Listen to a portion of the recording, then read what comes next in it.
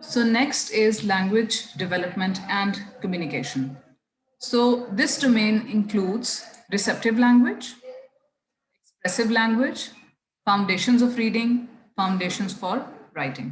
अब इस डोमेन में रिसेप्टिव लैंग्वेज क्या हो रही है कि जिसको भी हमारे जो है स्टूडेंट्स या जो बच्चे हैं जिस लैंग्वेज को रिसीव कर रहे हैं आइदर थ्रू रीडिंग और थ्रू लिसनिंग, उसको कहते हैं रिसेप्टिव लैंग्वेज। तो किस तरह से लैंग्वेज को पढ़ के समझना और सुन के समझना और फिर अप्रोप्रिएटली उसको प्रोसेस करना और अप्रोप्रिएटली उसका जवाब देना। देन एक्सप्रेसिव लैंग्वेज इज के how they speak and how they write. So इस तरह से लैंग्वेज का इस्तेमाल करना कि वो जिस तरह की बात करना चाह रहे हैं उस तरह से एक्सप्रेस करें, बोलने के थ्रू भी और राइटिंग के थ्रू भी। अब राइटिंग में अगेन फिर वो रिटन जो है वो उनकी हैंड राइटिंग भी आ जाती है, स्पेलिंग्स भी इसमें शामिल हो जाते हैं। अब उसको किस तरह से आपने जो है फनीमिक अवेयरनेस के थ्रू जो है उनको फिर आपने स्पेलिंग्स सिखाए हैं और फिर ये बनती हैं basis foundations for reading and foundations for writing. ये सारी उनके पास उनकी डेवलपमेंट जो है यहाँ पे फोकस करते हैं। So receptive language understanding increasingly complex sentences for the children. This is important. Then understanding or using a growing vocabulary. खाली बेसिक vocabulary नहीं बल्कि डिफरेंट तरह के वर्ड्स का इस्तेमाल और उस पर उनको appropriate use of those words vocabulary, उनको पता हो कब कौन सा लफ्ज बोलना है, किस मानी में ये यूज होता है, किन सर्कमस्टांसेस में इसको यूज करना अप्रोप्रिएट है, ये सारे उनको अंडरस्टैंडिंग देना। Then attending to language for longer periods. अब आप लोग भी जिस तरह देखते हैं कि you get bored when you listen to a certain lecture, तो किस तरह से उनमें ये एबिलिटी पैदा करना कि वो लैंग्वेज को ज्यादा देर तक सुन के प्रोसेस कर सकें, ज्यादा देर तक उनकी अटेंशन सुन के समझने पे रहे। Consistently responding to request for information और एक्शन। अब आप ऑन जॉब रहें, अपनी अटेंशन को इस तरह से रखें कि कॉन्स्टेंटली अगर आपको कोई रिक्वेस्ट या डिमांड या लैंग्वेज आ रही है तो आप उसको रिस्पॉन्ड कर सकें, आप जोन आउट ना कर जाएं, आपका ध्यान कहीं इधर उधर ना चला जाए। तो if you are a teacher and you are teaching you are handling students for 5 hours और 6 आवर्स, तो आप भी समझ सकती हैं कि एज टीचर्स भी आपको उनकी रिक्वेस्ट और उनकी डिमांड्स और जितनी वो लैंग्वेज आपसे यूज करेंगे उसको आपने रिस्पॉन्स भी देना होगा। तो you have to be very attentive and focused at all times. तो बच्चों में भी ये स्किल पैदा करना कि वो अगर एक कहानी सुन रहे हैं तो they should focus for long periods, और फिर जो कहानी में उतार चढ़ाव आ रहे हैं they are able to understand and follow them, और फिर वो इंफॉर्मेशन या एक्शंस को भी फॉलो कर रहे हों ताकि उनको एक comprehensive understanding about the text, about whatever is being said, वो उनकी डेवलप हो। Then comprehending and using language for multiple purposes both cognitive and social. अब लैंग्वेज का इस्तेमाल उनको इस तरह से होता है कि या तो उन्होंने कोई सोशल टास्क करना होता है, फॉर इंस्टेंस उनकी कोई ज़रूरत होती है तो उन्होंने कम्युनिकेट करना है, या उन तक उनको कोई ऑर्डर दिया गया है, कोई बात पहुंचाई गई है और उन्हें रिस्पॉन्ड करना है। तो दोनों तरह से कि कोई टेक्स्ट पढ़ रहे हैं उसमें कोई न्यू इन्फॉर्मेशन उसको समझना है तो ये उनकी कॉग्निटिव रिस्पॉन्स आ गया। और अगर उनसे फॉर इंस्टेंस आपने कहा है कि ओके ओपन योर बुक, तो उनको पता हो कि अच्छा मैंने सोशली अब ये इस कमांड का मैंने किस तरह से रिस्पॉन्स देना है, तो उनको usages of language for multiple purposes जो है वो समझ आ जाए। Okay, then developing familiarity with sounds and words. ठीक है, अब डिफरेंट तरह की साउंड्स का मतलब क्या है, वर्ड्स का मतलब क्या है, ये अंडरस्टैंडिंग बहुत स्लोली उनकी ग्रेजुअली इंक्रीज करनी होती है। प्लस ये कि कई दफ़ा आपने रिटन जो है वो वर्ड और तरह से पढ़ा होता है, उसकी प्रोनाउंसिएशन और तरह से होती है, so you should make a connection between the two. Sometimes some people say the same word in a different manner, तो डिफरेंट लोगों के मुंह से डिफरेंट साउंड या वर्ड्स वो सुन के उनकी इतनी अंडरस्टैंडिंग डेवलप हो गई हो कि उनको पता चल जाए कि अच्छा ये क्या वही वर्ड रहे हैं, I need to understand this more. Then understanding that people communicate in many ways. अब different communication styles होते हैं, different circumstances होते हैं जिसमें communicate किया जाता है, तो वो different circumstances या ways को भी समझना उनके लिए बहुत important है। Plus appropriate responses. For instance, अगर कोई बड़ा जो है वो एंगर में बात कर रहे हैं या कमांड में बात कर रहे हैं तो उसका रिएक्शन कुछ और होगा। अगर फन फील्ड एनवायरनमेंट या कोई क्रिएटिविटी उसमें इन्वॉल्व हो या इमेजिनेशन इन्वॉल्व हो, उसमें रिस्पॉन्स और होगा। अगर कोई इमरजेंसी सिचुएशन है वो भी उनके लिए समझना जरूरी है कि इमरजेंसी सिचुएशन में कितनी अर्जेंसी होती है, तो वहां पे कौन सा response, for instance if you are asking the children कि उठो उठो यहाँ पे, यहाँ गर्म हो गया है, यहाँ से हट जाओ, और बच्चे रिस्पॉन्स ही नहीं दे रहे, तो ये उनके लिए भी नुकसानदेह है. So a teacher needs to build that understanding within the children. Then expressive language, using verbal and non-verbal language to communicate. अब verbal and non-verbal language क्या है? Okay, then using language in pretend play. Pretend play क्या होता है? Sorry, ये भी पहला point है. Using verbal and non-verbal language to communicate. Verbal language is spoken या written.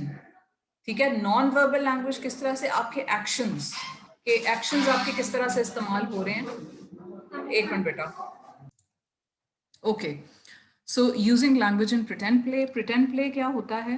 Basically, pretend play is role plays के through उनको किसी ना किसी तरह से expressive language जो है उसकी practice करवाई जाए, क्योंकि understanding of different roles के through उनको जो अपने इर्द गिर्द की environment है उसकी समझ पैदा होती है कि अब टीचर है, टीचर का रोल क्या है, स्टूडेंट का रोल क्या है, मदर का रोल क्या है, फादर का रोल क्या है. और इन रोल्स को समझने से उनकी जो है एक तो इमोशनल इंटेलिजेंस, इमोशनल जो डेवलपमेंट है उसमें मदद मिलती है, और दूसरा ये कि उनको अपने कॉन्टेक्स्ट, अपनी इन्वायरमेंट की बेहतर समझ उनमें पैदा होती है, और फिर उनको ये पता चलता है कि अपनी इंटरेक्शन के वक्त उन्होंने लैंग्वेज को किस तरह से इस्तेमाल करना है. तो प्रिटेंड प्ले में अब फॉर्मल इनफॉर्मल लैंग्वेज यूज जो है वो उसकी प्रैक्टिस करवाई जाए. Then using language to establish or maintain relationships. Establish relationships and then maintaining them. For instance, अगर उन्होंने कोई relation, they have to make a new friend, तो उस वक्त किस तरह की language use करनी है, and what are the different types of interactions के जिसके through वो अपनी relationships को maintain कर सकते हैं. For instance, अगर if they have to disagree with someone, लेकिन इस तरह की language वो use करेंगे कि वो disagree भी कर लें मगर उनकी relationship effect ना हो. तो ये respective ways of expressing themselves के जिससे रिलेशनशिप्स भी मेंटेन रहें, ये सिखाना बहुत इंपॉर्टेंट है. Then initiating and engaging in conversation. अब इनिशिएटिंग बिगिन करना in different circumstances, and engaging continue रखना उस कॉन्वर्सेशन को, जवाब कैसे देना. For instance I have notice this amongst many students के कॉम्प्लीमेंट जब देते हैं तो they don't know what to say और how to receive that complement.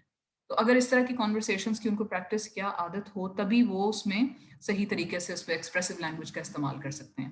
Then creating and telling simple stories.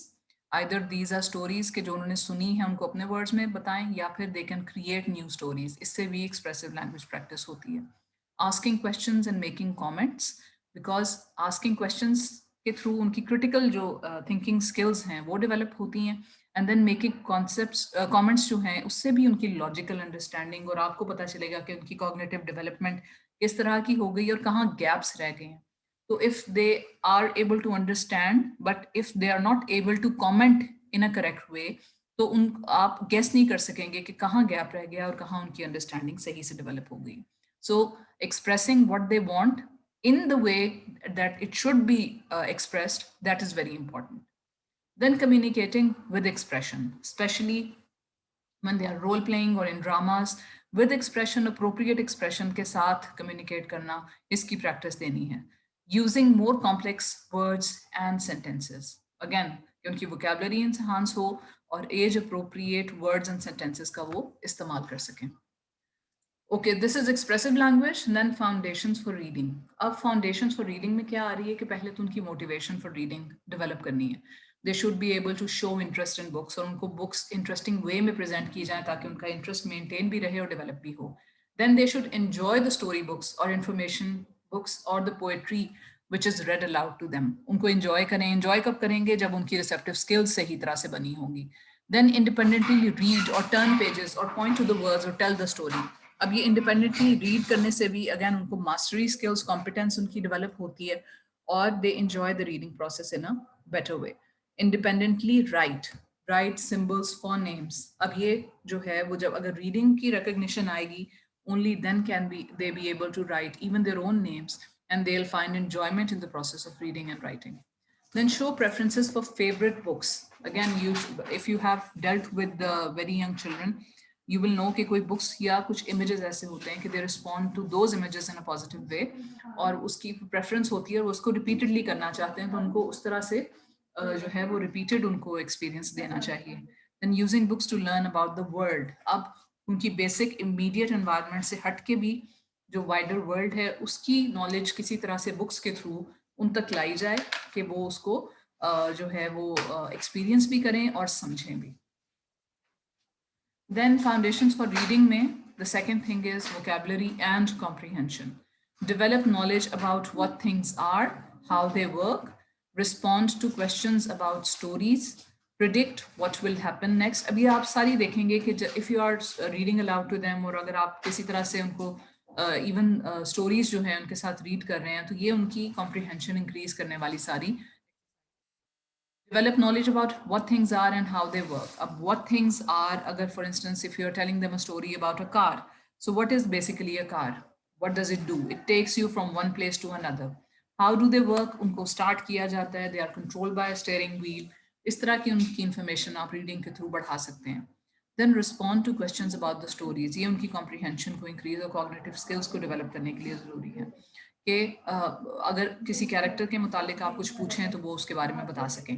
Predict what will happen next. For instance if क्या कहना चाहिए, आप कहें कि okay this character is going up the हिल और अब उसके पाँव में एक पत्थर आ गया, व्हाट विल हैपन नेक्स्ट. अब वो अपनी बेसिक अंडरस्टैंडिंग के थ्रू प्रिडिक्ट करेंगे कि okay the character will fall down, अच्छा उसके सर पे चोट आएगी. तो प्रिडिक्शंस करने से उनकी इन्फरेंशियल स्किल्स जो हैं वो बढ़ जाती हैं. Relate personal experiences to stories, and then you can ask them to reflect on how their experience is similar to the experience of the character in the story. Ask questions about what's in a book. So what are the characters, what are their relationships, what is the setting? These questions also increase the understanding about the text and the understanding about the world around them. Imitate the special language in books. Special language can be anything.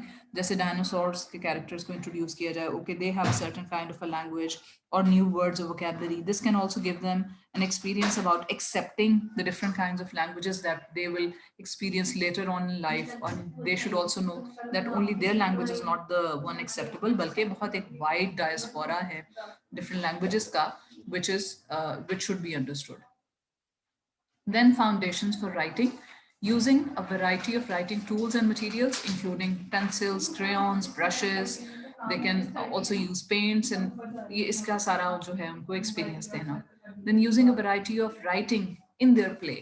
अब writing play में ही incorporate ऐसे कर देना writing को कि उनको ये भी ना लगे कि वो एक written जो है वो खाली exercise repeated करते जा रहे हैं, बल्कि खेलते खेलते ही उनकी प्रैक्टिस हो जाए. फॉर इंस्टेंस टीचर बच्चे खेलते हैं तो वो मॉक होमवर्क कर रहे होते हैं, टीचर बोर्ड पे लिख रही होती है. तो all this is incorporated in the play. Representing thoughts और आइडियाज थ्रू मार्क्स. अब for instance if you ask children to draw something, तो कई दफ़ा उनकी ड्राइंग की आपको समझ नहीं आएगी, but they will be able to explain okay मैंने ये ड्रॉ किया है and this is what's happening. तो in order to be able to better express their thoughts through drawing or writing, उनको practice फिर देनी है कि okay, if they have to develop, if they have to draw a bicycle पे से वो गिर गए थे, maybe they are trying to draw that, तो किस तरह से successfully उन्होंने इन marks के through अपने ideas या thoughts या जो वो कहना चाह रहे हैं उसको convey करना है. Then learning to tell their thoughts for adults to write. और फिर ये कि वो आप for instance if they writing a card to someone, तो उस पर वो क्या लिखना चाहते हैं, तो adults can help them, they can present the models which the students can later copy. तो अपनी थॉट्स को इस तरह से एक्सप्रेस करना कि उसको फिर राइटिंग में आप कन्वर्ट कर दें. Playing with written letters, writing letters और their names. So different tools के थ्रू अपने वो जो है राइटिंग लेटर्स में उस अगेन प्ले को इनकॉर्पोरेट करें, या रिटन लेटर्स को भी आप दे दें कि उसकी रीअरेंजमेंट करके वो सीख लें how to spell. Then using letters or approximations to write their names. Approximations क्या है कि कभी कभी they cannot get the correct spelling, but उनको letters की इतनी understanding होती है कि वो guess कर सकते हैं कि okay, अगर क sound है तो K use होगा या C use होगी, और वो कुछ खुद से बनाना की कोशिश करें. तो let them experiment, let them use the approximations. Attempting to connect word sounds with letter forms. अब जो उन्होंने orally सुना है उसके connections जो हम phonics के through करते हैं of the sounds and the letter forms, which are the graphemes, उनको वो connect करें तो इससे भी foundations of writing develop होती हैं. Okay, we'll stop here right now and we'll continue with the rest of the lecture in the next class. मैं आपको maybe I'll send you another recording today or tomorrow. Just have a reading of these two topics जो हमने अभी physical development and language development के किए, and if you have any questions you can discuss them in the class too, or afterwards भी आप पूछ सकते हैं.